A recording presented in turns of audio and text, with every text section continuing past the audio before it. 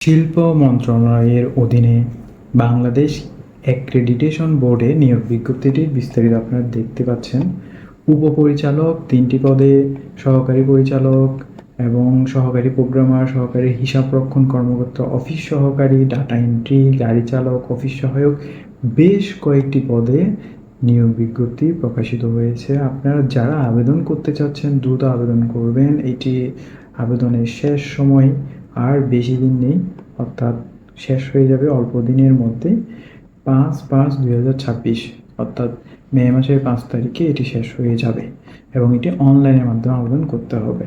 তো এখানে আপনারা দেখতে পাচ্ছেন যে শিক্ষাগত যোগ্যতা কি কি লাগবে আবেদনটি সম্পন্ন করার জন্য। উপপরিচালকের জন্য স্বীকৃত বিশ্ববিদ্যালয় হতে রসায়ন, প্রাণ রসায়ন, ফলিত রসায়ন ও কেমি, কৌশল পদার্থবিজ্ঞান, ফলিত বিদ্যা, অর্থাৎ এই সাবজেক্টগুলোর মধ্যে থেকে প্রথম শ্রেণী অথবা স্নাতকোত্তর সমমানের ডিগ্রি প্রয়োজন আছে, দ্বিতীয় শ্রেণী বা সমমানের ডিগ্রি সহ দ্বিতীয় শ্রেণীর, অথবা স্বীকৃত বিশ্ববিদ্যালয় হতে সিভিল, মেকানিক্যাল, ইলেকট্রিক্যাল, ইলেকট্রনিক্সের ক্ষেত্রে সমমানের ডিগ্রি। অ্যাক্রেডিটেশন বিষয়ে প্রশিক্ষণ সনদপ্রাপ্ত এবং এখানে দেখতে পাচ্ছেন 7 বছরের চাকরির অভিজ্ঞতা।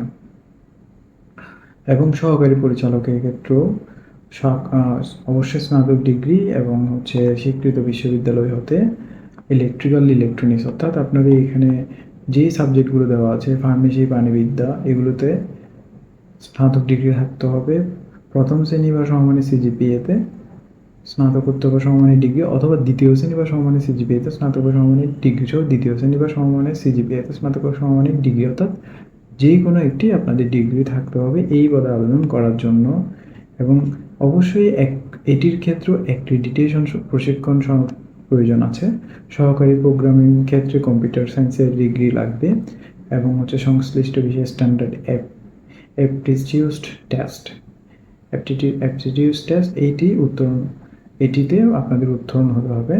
সহকারী হিসাবরক্ষণ কর্মকর্তা, এটি স্নাতকোত্তর ডিগ্রি প্রয়োজন হবে এবং কম্পিউটার চালানো দক্ষ হতে হবে।